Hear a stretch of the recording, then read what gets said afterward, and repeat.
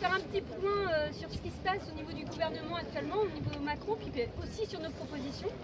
Comme vous le savez, là on est en semaine de déploiement. L'objectif c'est d'aller au contact des salariés pour effectivement prévenir les salariés et la population de ce qui se prépare, tant sur une loi Macron XXL, mais aussi sur la question des retraites au début de 2018. Et puis l'objectif c'est de dire oui, ils proposent ça, mais nous on propose autre chose. Et on propose une transformation de société et on a des propositions qui sont concrètes. Et donc on vous les partage pour qu'ensemble on puisse les porter. Donc comme je vous le disais, il y a un projet de loi en cours où la CGT a déjà été a rencontré le gouvernement 2 fois, mais c'est des rencontres de concertation et non de négociation.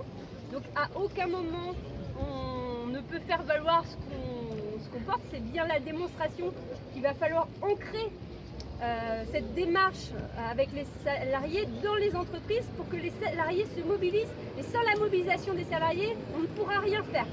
Ça, c'est le message qu'il faut qu'on fasse passer. Donc, cette loi travail XXL, c'est la fin du CDI pour tous les salariés. Nous, on est opposés bien sûr à ça. On est opposés à avoir un code du travail par entreprise, mais on pense que c'est aussi impensable qu'avoir un code de la route par route. Et c'est tout à fait similaire.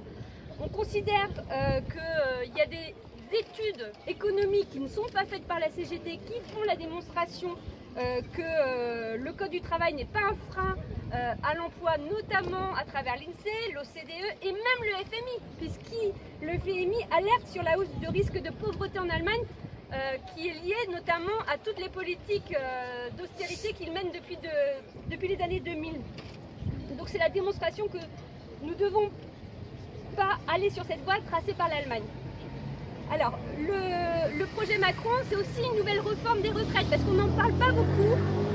Certes, il y a Je vais attendre que là. Certes, il y a la loi Macron XXL, enfin la loi travail XXL qui va se reproduire, mais il y a aussi une nouvelle des réformes des retraites d'ici début 2018 qui risque aussi d'arriver. Et c'est une réforme systémique. Donc on va basculer d'un système de répartition universelle qui est basé sur la question du travail, donc cotisation sociale, donc salaire socialité, pour aller sur un système de retraite à points. Donc ça revient à faire porter à tous les risques liés au changement de contexte économique par les futurs retraités. Et on a des systèmes analogues dans certains pays, notamment en Suède, où on a la démonstration que quand il y a une crise économique, notamment en 2008, on a une baisse de niveau des pensions des retraités et un recul de l'âge de départ à la retraite. Et les Suédois ont largement subi sur cette question-là. Pour financer un système de retraite, quel qu'il soit, cela dépend avant tout de la moitié de l'emploi et d'une politique de travail ambitieuse. Et donc l'évidence, elle est là, c'est qu'aujourd'hui, on a 6 millions de personnes en France qui sont écartés d'un véritable travail et c'est comme ça que c'est difficile réellement d'assurer la pérennité d'un système de retraite quel qu'il soit. Donc même si on change de système de retraite, on aura encore cette difficulté là si on ne règle pas cette question là. Donc voilà. Alors Valérie le disait tout à l'heure, il faut savoir aussi que le gouvernement Macron, alors on le voit bien dans sa façon de faire aujourd'hui, où on n'a pas de négociation, on a juste des rencontres. Ils ont décidé d'ignorer la démocratie sociale, ce qui signifie qu'ils contournent les syndicats, en multipliant notamment à travers la loi travail les référendums dans les entreprises et en plafonnant aussi les indemnités prud'homales. On rappelle combien les salariés, durant la loi travail, ont été opposés aussi à cette loi-là et donc ils vont continuer à être opposés.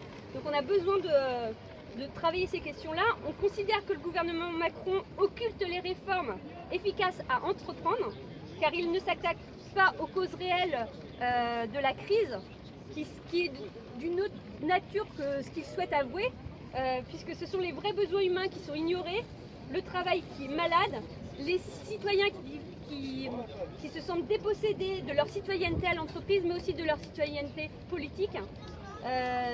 Et plus qu'une crise économique, on est écrasé par la pression des normes financières et c'est bien une crise de civilisation que nous vivons.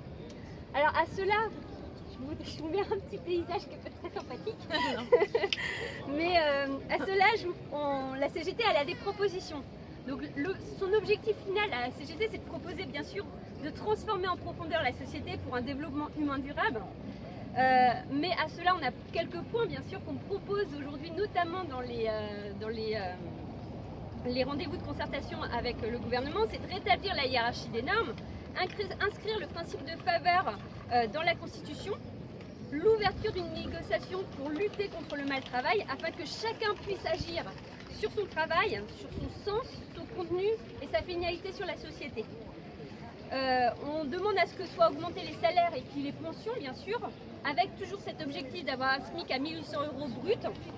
On demande aussi à ce qu'il y ait une réelle égalité femmes-hommes, puisqu'aujourd'hui, on demande à avoir un travail égal, salaire égal. Aujourd'hui, ce n'est pas le cas, puisqu'on a un écart salarial de 26% entre les femmes et les hommes et de 40% pour les retraités. C'est 10 milliards supplémentaires qu'on pourrait avoir pour les retraites d'ici 2020 si on réglait cette question-là. Donc on voit qu'on a aussi la possibilité d'assurer le financement, notamment à travers cette question-là. On souhaite un nouveau statut du travail salarié pour les travailleurs, avec une sécurité sociale professionnelle qui permettrait de les sécuriser et quelle que soit la situation, leur permettrait aussi d'aller dans d'autres entreprises facilement. On souhaite bien sûr continuer notre campagne sur les 32 heures pour pouvoir répartir le travail entre tous et avoir le plein emploi. Et sinon, sur la retraite, bien sûr, on veut toujours la retraite à 60 ans. 60 heures. Donc toujours avec un système de répartition universel basé sur le travail, comme je le disais tout à l'heure, donc un salaire socialisé. On a besoin d'aller plus loin, construire une maison commune des retraites pour consolider notre système et prendre en compte la question de la pénibilité du travail effectué, puisque la réelle source d'inégalité aujourd'hui sur la question des retraites, c'est la différence d'espérance de vie à la retraite. Et ça, c'est la vraie problématique. On souhaite aussi, on mène plusieurs campagnes et c'est à nous tous en tant que syndiqués de mener ces campagnes, c'est de reconquérir les services publics et vous en faites partie en fonction des besoins actuels et futurs de la population, dans un objectif aussi d'émancipation de la population. On souhaite aussi reconquérir l'industrie et le défi qui nous est posé aujourd'hui, c'est passer des activités, des emplois et des emplois industriels d'hier et aujourd'hui, qui sont aujourd'hui menacés, en conservant les savoir-faire actuels, passer aux activités emplois industriels de demain, aussi nombreux, plus qualifiés, pérennes et sur des bases technologiques nouvelles, vers un développement humain durable. Voilà. Merci,